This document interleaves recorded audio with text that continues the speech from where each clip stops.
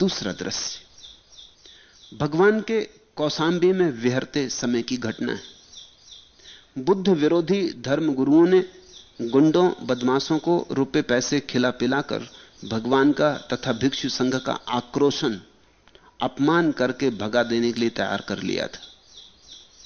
वे भिक्षुओं को देखकर भद्दी गालियां देते थे। नहीं लिखी जा सके ऐसी, शास्त्र कहते हैं। जो लिखी जा सके वे ये थी।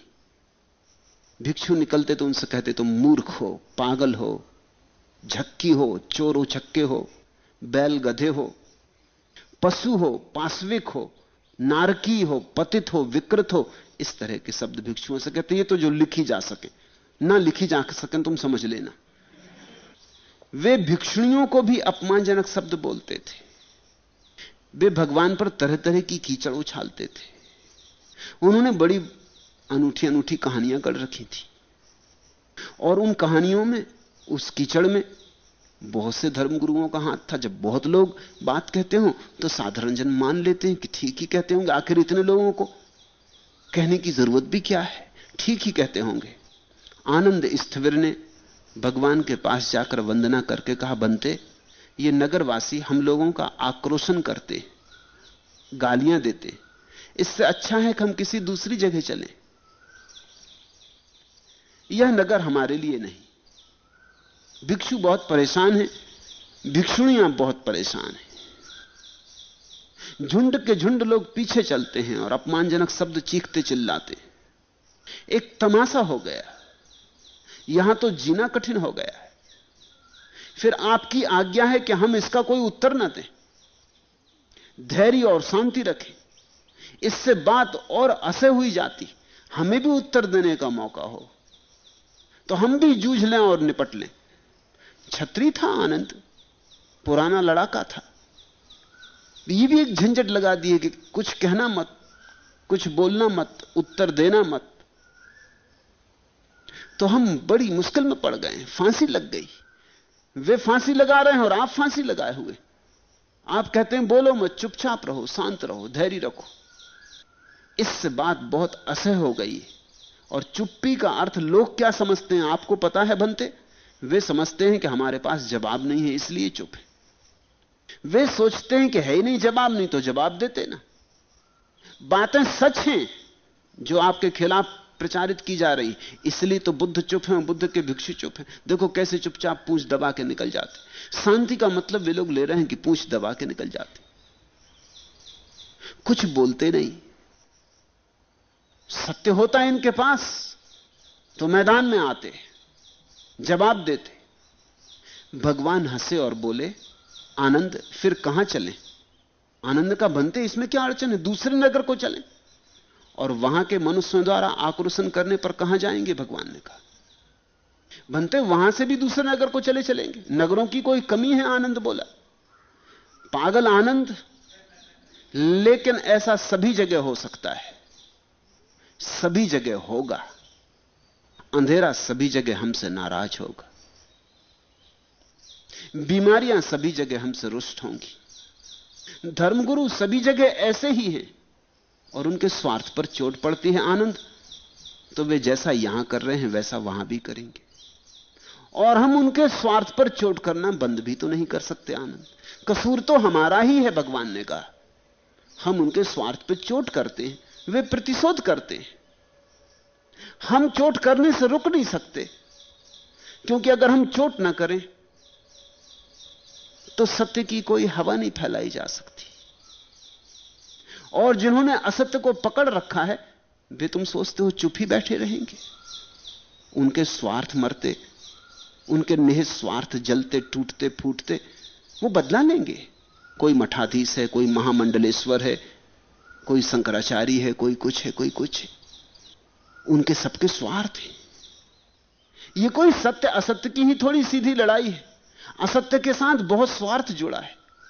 अगर हम सही हैं तो उनके पास कल कोई भी ना जाएगा और वे उन्हीं पर जीते, आने वालों पर जीते। तो उनकी लाख चेष्टा तो होगी ही कि वो हमें गलत सिद्ध करें। फिर उनके पास कोई सीधा उपाय भी नहीं है क्योंकि वे ये तो सिद्ध नहीं कर सकते कि जो वे कहते हैं सत्य है। सत्य का तो उन्हें कुछ पता नहीं, इसलिए वो उल्टा उपाय करते, गाली गलौज पर उतर आते, अपमान आक्रोशन पर उतर आते। ये उनकी कमजोरी का लक्षण है। गाली गलौज की कोई जरूरत नहीं है। हम अपना सत्य निवेदन करते हैं, वे अपना सत्य निवेदन कर दें, लोग निर्णय कर लेंगे, लोग सोच लेंगे। हमने अपनी तस्वीर रख दी, वे अपनी तस्वीर रख दें, मगर वे अपनी तस्वीर रखते नहीं, उनके पास कोई तस्वीर नहीं। उनका एक ही काम है कि हमारी तस्वीर पर कीचड़ फेंके, यही एक उनके पास उपाय है। तो उनकी तकलीफ भी समझ आनंद, बुद्ध ने कहा उनकी अड़चन देख, अपने ही दुख में मत उलझ। हमारा दुख क्या खाक दुख है, गाली दे दी, गाली लगती कहां, लगती किसको? तू मत पकड़ तो लगेगी नहीं। बुद्ध ये हमेशा कहते थे कि गाली तब तक नहीं लगती जब तक तुम लो ना। तुम लेते हो तो लगती है। किसी ने कहा गधा, तुमने ले ली, तुम खड़े हो गए कि तुमने मुझे गधा क्यों कहा? तुम लो ही मत। आया हवा का झोंका, चला गया हवा का झोंका। झगड़ा क्या है? उसने कहा उसकी मौज। मैं भी कल ही एक छोटी सी कहानी पढ़ रहा था। अमेरिका में प्रेसिडेंट का चुनाव पीछे हुआ, कार्टर और फोर्ड के बीच, एक होटल में कहीं टेक्सास में। कुछ लोग बैठे गपशप कर रहे थे और एक आदमी ने कहा यह फोर्ड तो बिल्कुल गधा है। फिर उसे लगा कि गधा जरा जरूरत से ज्यादा हो गया, तो उसने कहा गधा नहीं तो कम से कम घोड़ा तो है ही। एक आदमी कोई 6.5 फीट लंबा एकदम उठ के खड़ा हो गया और 2-3 घूंसे उस आदमी को जड़ दिए। वो आदमी बहुत घबराया। उसने कहा कि भाई आप क्या फोर्ड के बड़े प्रेमी हैं? उसने कहा कि नहीं, हम घोड़ों का अपमान नहीं सह सकते। अब तुमसे कोई गधा कह रहा है, अब कौन जाने गधे का अपमान हो रहा है कि तुम्हारा हो रहा है। फिर गधे भी इतने गधे नहीं कि गधे कहो तो नाराज हो। तुम क्यों नाराज हुए जा रहे हो? और वो जो कह रहा है वो अपनी दृष्टि निवेदन कर रहा है। गधों को गधे के अतिरिक्त कुछ और दिखाई भी नहीं पड़ता। उसे हो सकता तुम्हें गधा दिखाई पड़ रहा हो, उसको गधे से ज्यादा कुछ दिखाई ही ना पड़ता हो दुनिया में। उसकी अड़चन है, उसकी समस्या है, तुम इसमें परेशान क्यों हो? बुद्ध कहते थे तुम लो मत, गाली को पकड़ो मत। गाली आए आने दो, जाए जाने दो, तुम बीच में अटकाओ मत। तुम न लोगे तो तुम्हें गाली मिलेगी नहीं, तुम शांत रहो। आनंद ने कहा यह तो बड़ी मुश्किल है, तो हम क्या करें? बुद्ध ने कहा क्या करें? संघर्ष हमारा जीवन है, और कहीं और जाने से कुछ भी हल ना होगा। फिर भी आनंद ने कहा तो हम करें क्या? आनंद हम सहें, बुद्ध ने कहा हम शांति से सहें। सत्य के लिए यह कीमत चुकानी ही पड़ती है।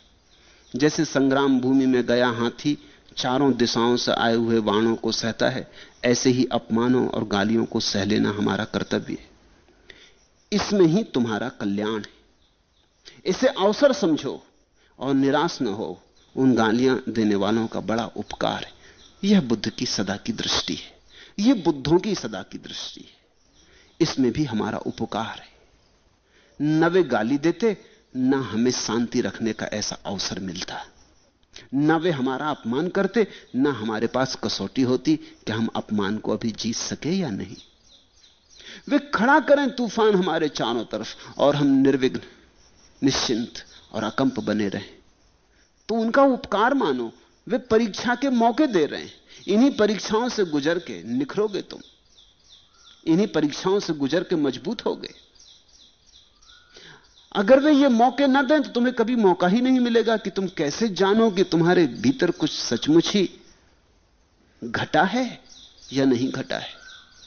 उनकी कठिनाइयों को कठिनाइयां मत समझो, परीक्षाएं समझो, और तब उनका भी उपकार है। और जाने से कुछ भी ना होगा। बुद्ध ने कहा इस गांव को छोड़ोगे दूसरे गांव में यही होगा, दूसरा गांव छोड़ोगे तीसरे गांव में यही होगा, हर जगह यही होगा। हर जगह धर्मगुरु हैं, हर जगह गुंडे। और हर जगह धर्मगुरुओं और गुंडों के बीच सांठगांठ है, वो पुरानी सांठगांठ है। राजनीतिक और धर्मगुरु के बीच बड़ी पुरानी सांठगांठ है। राजनीतिक मीन्स का अर्थ होता स्वीकृत गुंडे, सम्मानित गुंडे, जो बड़ी व्यवस्था और कानून के ढंग से अपनी गुंडागिरी चलाते। इनके साथ भी पीछे अस्वीकृत गुंडों का हाथ होता है, वो भी पीछे खड़े। हर कोई जानता है कि तुम्हारा राजनेता जिनके बल पर खड़ा होता है वो गुंडों की एक कतार है। तुम्हारा राजनेता कुशल डाकू है और डाकू उसके सहारे के लिए खड़े। और धर्मगुरु, इन दोनों की सांठगांठ है। धर्मगुरु सदा से कहता रहा कि राजा भगवान का अवतार है, और राजा आके धर्मगुरु के चरण छूता है। जनता खूब भुलावे में रहती। जनता देखती कि धर्मगुरु सच्चा होना चाहिए क्योंकि राजा जिसके पैर छुए। और जब धर्मगुरु कहता है कि राजा भगवान का अवतार है तो ठीक ही कहता होगा। जब धर्मगुरु कहता तो ठीक ही कहता होगा। यह षड्यंत्र है, यह पुराना षड्यंत्र है, यह पृथ्वी पर सदा से चलता रहा है। धर्मगुरु सहायता देता रहा राजनेताओं को, राजनेता सहायता देते रहे धर्मगुरुओं को। दोनों के बीच में आदमी कसा रहा है, दोनों ने आदमी को चूसा है। बुद्ध दोनों के विपरीत एक बगावत खड़ी कर रहे हैं। तो कहते हैं हर गांव में यही होगा, हर गांव में यही होना है, गांव गांव में यही होना है, क्योंकि हर गांव की कहानी यही, व्यवस्था यही। हम जहां जाएंगे वहीं अंधेरा हमसे नाराज होगा, हम जहां जाएंगे वहीं रोग हमसे रुष्ट होंगे, हम जहां जाएंगे वहीं हमें गालियां मिलेंगी, अपमान मिलेंगे। तुम इनके लिए तैयार रहो, यही हमारा सम्मान है। सत्य की यही कसौटी। आनंद को ये बातें कह के बुद्ध ने ये सूत्र कहे थे, ये गाथाएं। अहम नागोव संगामे चापतो पतितम सर, अतिवाक्यम तिथिक्षसम दुस्सीलो ही बहुजनो, दंतम नयंती समितम दंतम राजाभि रुहति, दंतो श्रेष्ठो मनुष्येषु योति वाक्यम तिथिख्याति, नहीं एते ही याने ही गच्छे अगतम दिशम, यथा तत्थना सुदंतेन दंतो दंतेन गच्छति, इदम पुरे चित्तम चारी चारिकम एनिच्छिकम यथ कामम यथा सुखम, तदज्जहम निगहे सामी योनिसो, हत्तिप भिन्नम विथ अकुंस गहो। जैसे युद्ध में हाथी गिरे हुए वाण को सहन करता है, वैसे ही मैं कटु वाक्य को सहन करूंगा, क्योंकि बहुजन तो दुशील ही हैं, बहुजन तो दुष्ट प्रकृति के हैं ही। इसे मानकर चलो, सभी जगह ये बहुजन मिलेंगे। फिर जैसे युद्ध में हाथी गिरे हुए वाण को सहन करता है, चारों दिशाओं से आते वाणों को सहन करो। यह स्वीकार करके कि दुनिया में अधिक लोग दुष्ट हैं, बुरे हैं, उनका कोई कसूर भी नहीं, वे बुरे हैं इसलिए बुरा करते हैं, वे दुष्ट हैं इसलिए दुष्टता करते हैं। यह उनका स्वभाव है। बिच्छू काटता है, सांप फुफकारता है, बिच्छू काटता है तो जहर चढ़ जाता है, इसमें बिच्छू का कोई कसूर थोड़ी है। ऐसा बिच्छू का स्वभाव है। अधिक लोग मूर्छित हैं, मूर्छा में जो भी करते हैं वो गलत होगा ही। उनके दिए जले नहीं, अंधेरे में टटोलते हैं, टकराते हैं, संघर्ष करते हैं। दांत प्रशिक्षित हाथी को युद्ध में ले जाते हैं, दांत पर राजा चढ़ता है। मनुष्यों में भी दांत श्रेष्ठ है, जो दूसरों के कटु वाक्यों को सहन करता है।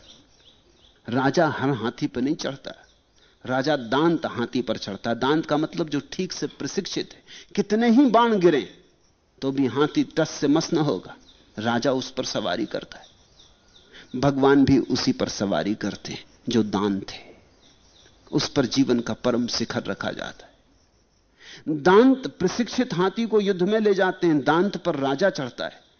मनुष्यों में भी दांत श्रेष्ठ है, जिसने अपने को प्रशिक्षित कर लिया। और ये सारे लोग अवसर जुटा रहे हैं तुम्हें प्रशिक्षित करने का, ये फेंक रहे बाण तुम्हारे ऊपर, तुम अकंप खड़े रहो इनकी गालियों की वर्षा के बीच। हिलो नहीं, डुलो नहीं, जीवन रहे कि जाए, लेकिन कपो नहीं। तो राजा तुम पर सवार होगा। राजा यानी चेतना की अंतिम दशा, समाधि तुम पर उतरेगी, भगवान तुम पर विराजेगा, तुम मंदिर बन जाओगे, तुम सिंहासन बनोगे प्रभु के। दांत पर राजा चढ़ता है, ऐसे ही तुम पर भी जीवन का अंतिम शिखर रखा जाएगा। इन यानों में से कोई निर्वाण को नहीं जा सकता। ये जो धर्मगुरु और पंडित और जमाने भर के पुरोहित कह रहे हैं, इन मार्गों से कोई कभी निर्वाण को नहीं जा सकता। अपने को जिसने दमन कर लिया है वही सुदांत वहां पहुंच सकता है। सिर्फ एक ही व्यक्ति वहां पहुंचता, एक ही भांति के व्यक्ति वहां पहुंचते, जिन्होंने अपनी सहनशीलता अपरसीम कर ली है, जो ऐसे दांत हो गए कि मौत भी आए तो उन्हें कपाती नहीं, जो कपते ही नहीं। ऐसी निष्कंप दशा को कृष्ण ने कहा स्थिति प्रज्ञ, जिसकी प्रज्ञा स्थिर हो गई है। यह चित्त पहले यथेच्छ, यथाकाम और यथासुख आचरण करता रहा। जिस तरह भड़के हुए हाथी को महावत काबू में लाता है, उसी तरह मैं अपने चित्त को आज बस में लाऊंगा। जब भी कोई गाली दे तुम एक ही बात ख्याल करना, जब भी कोई अपमान करे एक ही स्मरण करना, एक ही दिया जलाना भीतर। यह चित्त पहले यथेच्छ, यथाकाम, यथासुख आचरण करता रहा। जिस तरह भड़के हुए हाथी को महावत काबू में लाता है, उसी तरह मैं अपने चित्त को आज बस में लाऊंगा। हर अपमान को चित्त को बस में लाने का कारण बनाओ, हर गाली को उपयोग कर लो, हर पत्थर को सीढ़ी बनाओ। इस जीवन में जो भी तुम्हें मिलता है उस सभी का सम्यक उपयोग हो सकता है। गालियां भी मंदिर की सीढ़ियां बन सकती, और ऐसे तो प्रार्थनाएं भी मंदिर की सीढ़ियां नहीं बन पाती। सब तुम पर निर्भर है। तुम्हारे पास एक सृजनात्मक बुद्धि होनी चाहिए। बुद्ध का सारा जोर, समस्त बुद्धों का सदा से जोर इस बात पर रहा है, जो जीवन दे उसका सम्यक उपयोग कर लो। जो भी जीवन दे उसमें यह फिक्र मत करो अच्छा था, बुरा था, देना था कि नहीं देना था। जो दे दे, गाली आए हाथ में तो गाली का उपयोग करने की सोचो कि कैसा उसका उपयोग करूं कि मेरे निर्वाण के मार्ग पर सहयोगी हो जाए। कैसे मैं इसे अपने भगवान के मंदिर की सीढ़ी में रूपांतरित कर लूं, और हर चीज रूपांतरित हो जाती।